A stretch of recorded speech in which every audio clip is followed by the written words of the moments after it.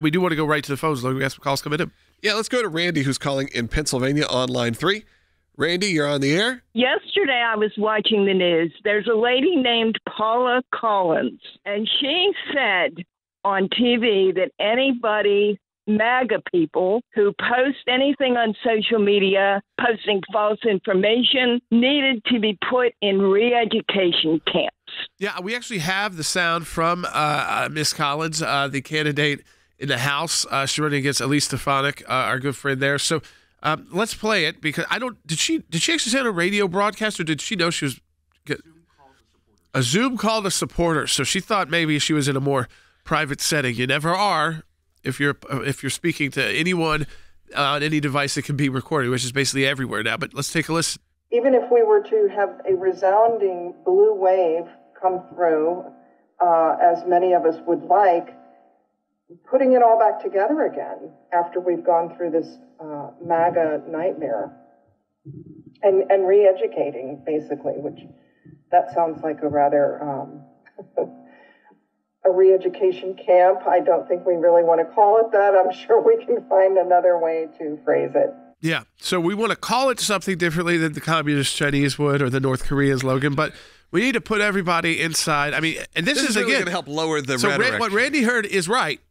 I just want to make sure people understand. She heard everything correctly. Right. And this is, we want to put you in a mandatory re-education camp and rewire your brain. This is like when people joke about how one day they'll say, if you support MAGA, you're somehow, they will say that's child abuse. Yeah, and this is someone running for Congress. I mean? This is not criminal, or somebody. You won't be. You're not a responsible human to raise children. Parent, yeah. This is. I mean, the truth of this is though, this is someone running for Congress. Right. This is not some random person on the internet. This is someone who seriously won a nomination. Won a party's right. nomination.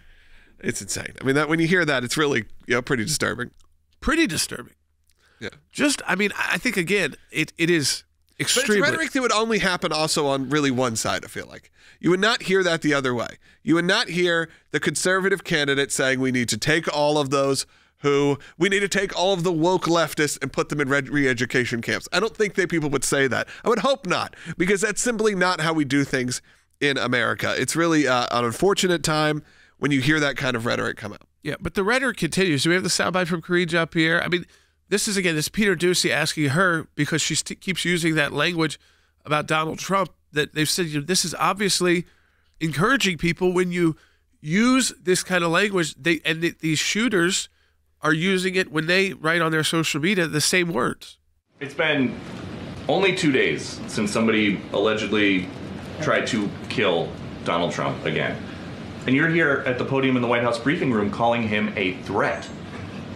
How many more assassination attempts on Donald Trump until the president and the vice president and you pick a different word to describe Trump other than threat? Peter, if anything from this administration, I actually completely disagree with the premise of your question, the question that you're asking. It is also incredibly dangerous in the way that you're asking it, because American people are watching. So she's scared. She's scared about what she should be saying? Yeah, because now all of a sudden it's like putting it back onto them and saying, that's an issue, saying, you're asking this, you're kind of blaming me for this. Her party and her candidate and their White House, and her own microphone, that word is coming out. She had just said threat. I mean, this is why they don't like Donald Trump's rhetoric, but he's the one getting shot at over the words that they use as he's a threat to democracy, he's a threat to the Constitution, and they've been pounding that along so hard that MAGA, needs to go to re-education camps. Who do you think? It's like, well, and you know what they'll say every time? They're going to say, as a crazy kid, this was a crazy person down in Florida. Who do you recruit to do crazy things like try to kill a president? Yeah, people who are crazy people. Right. It's not the most sane people that even bad actors would recruit. Who do you think terrorists recruit to become suicide bombers? They recruit people who are vulnerable. They recruit people whose families are in bad situations, or individuals who have found themselves in very bad situations. And that's again, we're talking about Islamic terror. They use the same strategy. Vulnerable people. That's why you say, well, why is it everybody at ISIS becoming a suicide attacker if they believe this is the greatest thing? because they use the vulnerable. They use those who feel like they've done something wrong and need to atone for it to carry out these horrific acts. Same thing goes when you're talking about these shooters, and yet we go by after 2-3 days and it acts like, oh, these are just one-offs. Right. How many one-offs do we have to have? There's another clip I think we need to play from Wolf Blitzer on CNN just, was it a day or two ago? Yesterday. So yesterday this happened. This is with Senator Tammy Duckworth of Illinois. Again, to show you that the rhetoric is not changing, and in fact, it may be getting worse. And at the same time, Trump is blaming the latest assassination attempt against him on Democratic rhetoric that he says is a threat to democracy in our country. How do you respond to him on that? Well, I think that he has been the most inflammatory person, and in fact, Democratic rhetoric has not escalated in any way in recent months, hasn't escalated in any way. He has always been a threat to democracy. We've always said that. Back to the same verbiage of threat to democracy.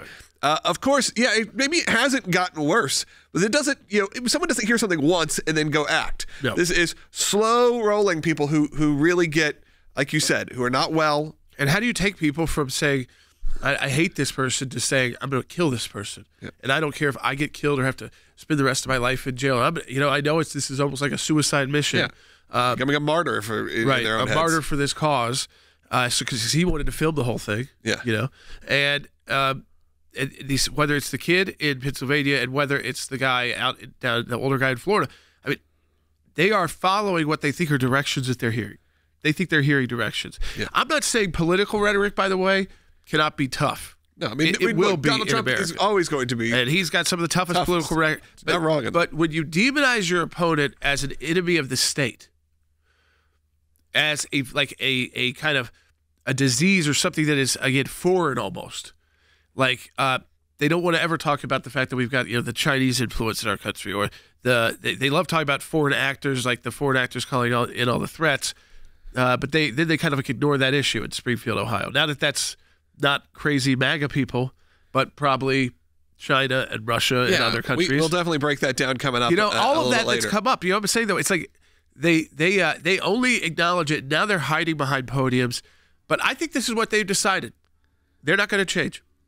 They've doubled down on it, Logan. Yeah, they got 40-something days. There's no reason to adjust now. But I do want to encourage you, if you've ever considered becoming an ACLJ champion, over 21,000 of you have. An ACLJ champion is someone that gives on a monthly recurring basis at any level. You become an ACLJ champion, you can obviously cancel any time at that recurring donation, but it is tax deductible. And most importantly, really a brand new feature we have right now is your first gift will be doubled if you become a champion today. So you can scan the QR code. You can go to aclj.org right now.